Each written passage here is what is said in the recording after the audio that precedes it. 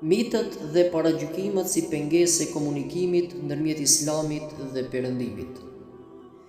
Historianët dhe filozofët perëndimor për Islamin kryesisht flasin nga pozitat e miteve historike dhe paragjykimeve të thella. Kjo bindje ka ndikuar që e tërë historia e mendimit perëndimor të ecë shtigjeve të paragjykimeve për Islamin dhe muslimanët. Së fundmi, kjo gjendje ka ndikuar që Evropa të ketë një pamje të shëmtuar për Islamin dhe trashëgiminë e tij, për muslimanët dhe besimin e tyre. Njëri prej intelektualëve dhe studiuesve objektiv të Islamit dhe muslimanëve, Edward Said, në veprën e tij Orientalizmi, i bën një analizë të gjithashme kësaj teme, por megjithatë nuk arrin të deportojë në thelb të çështjes. Studimi i tij është i përgjithësuar dhe orientalistikën e trajton në mënyrë të përgjithësuar, edhe pse e quan dije të kolonizatorëve përballë popujve jo perëndimor. Përgjithësimi i studimit dhe vlerësimi se ajo ka qenë në shërbim të njohurive shkencore dhe hulumtimeve orientale, megjithatë nuk mund të mohohet se ajo ka qenë dhe është edhe në shërbim të fuqive të mëdha dhe interesave të ngushta të qarqeve të caktuara. Prandaj studimet dhe hulumtimet historiografike dhe analizat në pikpamje të qasjes ndaj studimeve orientaliste, islame, nuk kanë kuptim të refuzimit apo kundërshtimit të perëndimit, por paraqesin përpjekje të kuptuarit logjik të çështjes nga ana e hulumtuesve perëndimor të Islamit dhe muslimanëve. Radikalizimi rapid i paragjykimeve dhe ndërhyrja ushtarake. Kapitalizimi i ri i vendeve perëndimore, që filloi me shekullin 18, paraqet një formë të re të ndërhyrjes në vendet muslimane. Napoleoni e okupoi Egjiptin me synim që atë dhe vendet përreth t'i perëndimizoi dhe t'i shndroi në rajon të ndikimit francez dhe italian. Anglezët gjatë shekullit 18 dhe 19 filluan coptimin e Iranit. Belgjika, Holanda dhe vendet tjera europiane vendosën e regjimin kolonizator mbi Indinë dhe Azinë juglindore. Po ashtu rusët, anglezët dhe francezët e sulmuan ashpër perandorinë osmane, që pati pasoja të rënda edhe në kapërcimin e pengesave kulturore e tjera. Por me fillimin e shekullit 20, vendet muslimane filluan të shpluhurosje dhe transformim edhe politik, edhe ushtarak, por edhe intelektual edhe shkencor. Si rezultat të këtij angazhimi kemi një varg vendesh të pavarura dhe një varg tjetër shtetësh në proces lufte e sipër. Përkundër këtyre ndryshimeve, vendet muslimane nuk arritën të pavarësohen tërësisht, sepse nëpërmjet servileve të vendit, por edhe mekanizmave politike botërore, të huajt e ruajtën ndikimin politik dhe ekonomik dhe shumë ngjarje ndodhin pikërisht në favor të perëndimorëve, si ndryshimet politike, shfrytëzimi ekonomik e kulturor. Këtë gjendje vështirësoi në dëm të muslimanëve sidomos aktiviteti i lëvizjeve ekstremiste muslimane, mbase padyshim me skenar të vetë perëndimorëve, në krye të cilave ishte dhe është Al-Qaida. Sulmi i tyre, i grupeve ekstremiste, ishte një pretekst i fuqishëm për ndërhyrje ushtarake të perëndimit në vendet muslimane, që edhe atë pavarësi të brisht që e kishin ta humbasin për shkak të pushtimit fizik në vendet e tyre, edhe pse ky sulm duket e rishikuar mirë. Këto raporte të përkeqësuara dhe më të thella u reflektuan në aspektet e tjera muslimane perëndimore. Thuaj se në çdo fushë të jetës ishte i dukshëm një shpërpjestim ndërmjet perëndimit dhe lindjes. Në fushën e historiografisë, historianët muslimanë vërejnë mite, paragjykime dhe informacione të pasakta për muslimanët, të cilat ndikojnë në formimin e vetdijes perëndimore. Shumica e perëndimorëve e shikon botën muslimane nga këndi i tij shikimit, që ka rezultuar me mos kuptimin e tjetrit, muslimanit, dhe në krijimin e imazhit jo real për Islamin dhe muslimanët.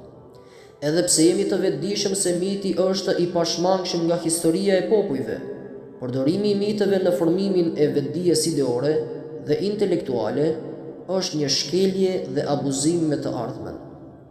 Historiografia e cila shkruhet në ndikimin e ngjarjeve politike, historinë e shkruan duke i prezantuar figurat historike në dritën e frymës hipotetike, por të krijuar nga e kaluara, në thojza Hajmali, të së tashmës, përkatësisht historia duke ja lëshuar vendin mitit e legjendës.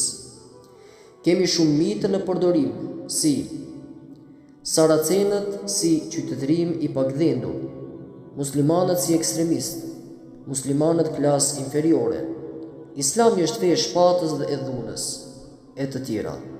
Por në vazhdim do t'i analizojmë disa prej tyre. Miti për racën inferiore dhe barbare është tejet i përhapur gjatë historisë.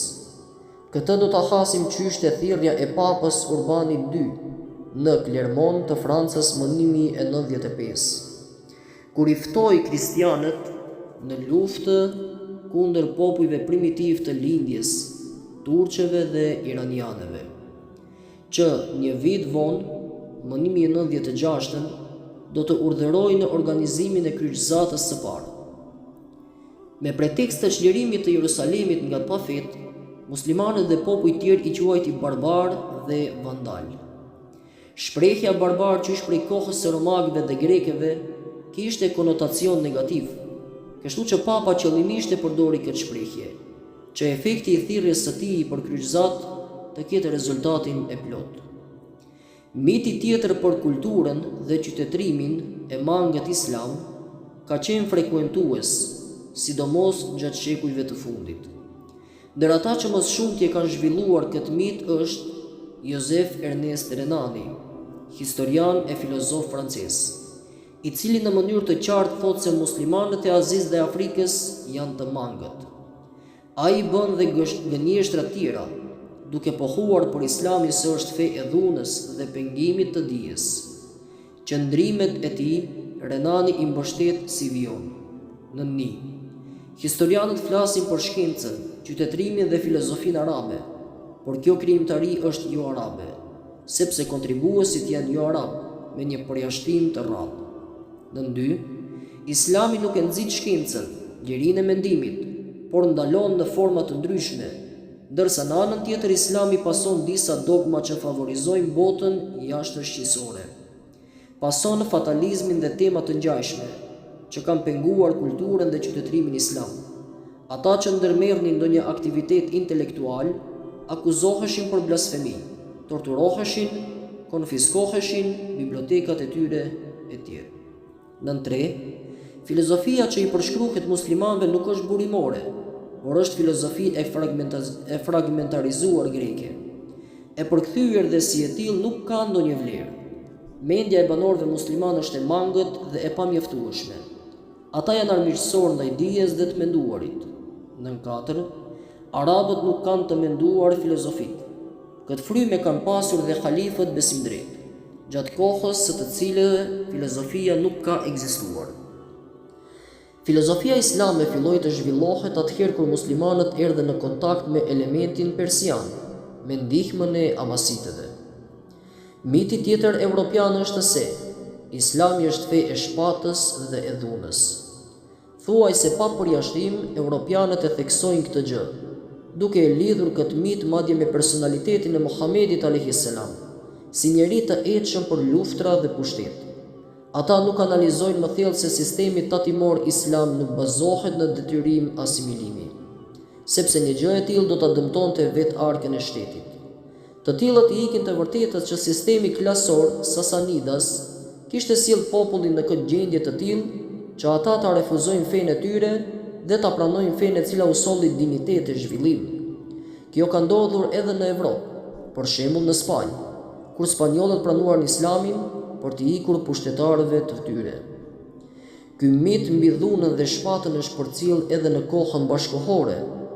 Sipas këtij botkuptimi, dhuna është mjeti i vetëm i shtrirjes së islamit. Ky mit në politikën e jashtme, sipas Kavanaukit, ndihmojnë në ndërtimin e miteve të tjera jo perëndimore dhe legalizon dhundën kundër jo perëndimorëve. Ky mit projekton protagonist prej djalli, para të cilëve duhet mbrojtur sistemi liberal imperialist. Synimi i këtij miti është, krahas të tjerëve, edhe për të qenë e pranueshme dhuna shekullare kundër njëri tjetrit dhe të ndryshimit nga vetë perëndimorët. Islami sipas historiografisë perëndimore është lindor i huaj, i importuar, trup i huaj për Evropën, ndërsa Evropa është kristiane, humane, perëndimore dhe në pjedestal më të lartë.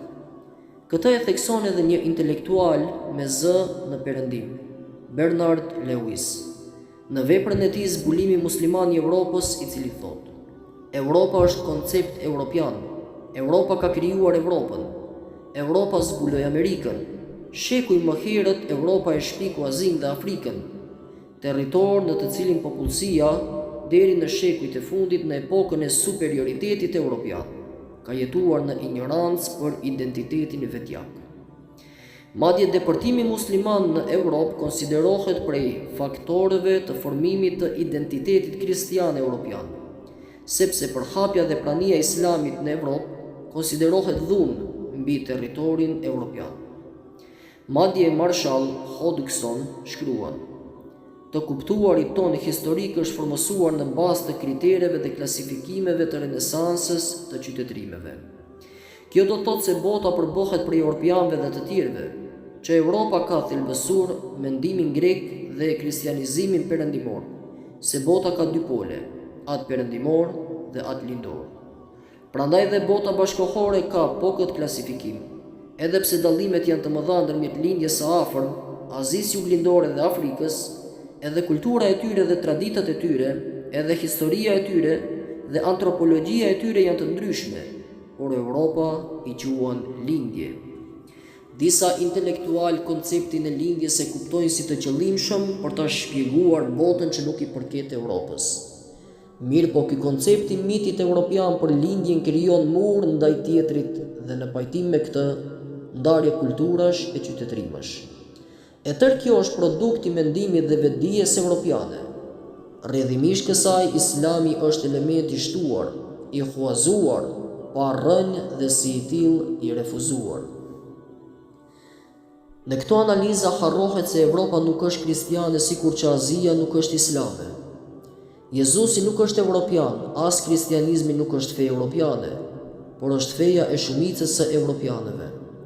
Judaizmi, kristianizmi dhe islami u shfaqen në Egjipt, Palestinë dhe Arabi, dhe vendi i tyre është në tërë botën.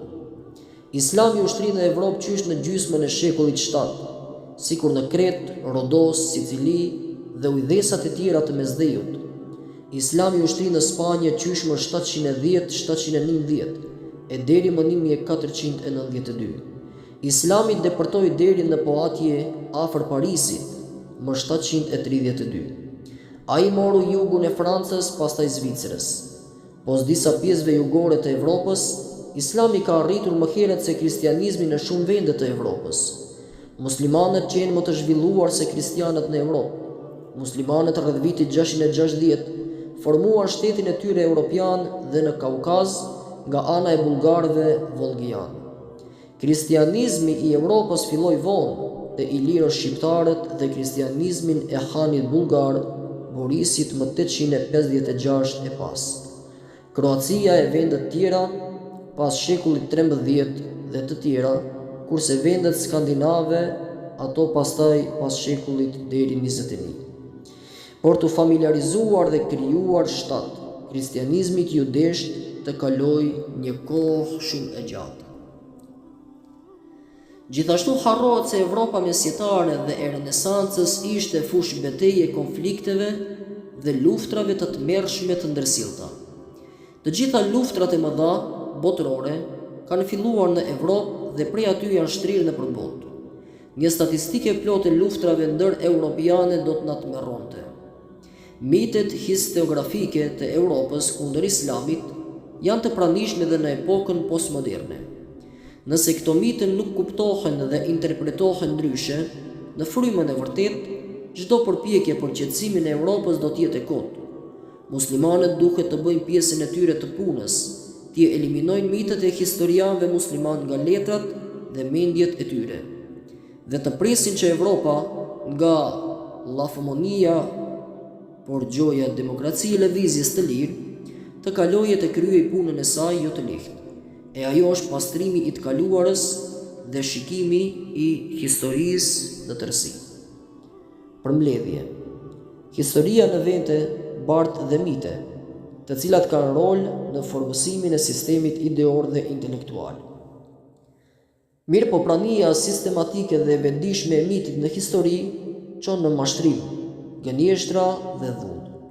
Historia që bie në ndikimin e politikës ditore rrezikon të bëhet viktime së ardhmës, sepse përdor fjalorin anakronik dhe blasfemues, racat më pak të vlefshme, kulturë dhe qytetërim inferior, fama në thojza e shpatës dhe dhunës e të tjera.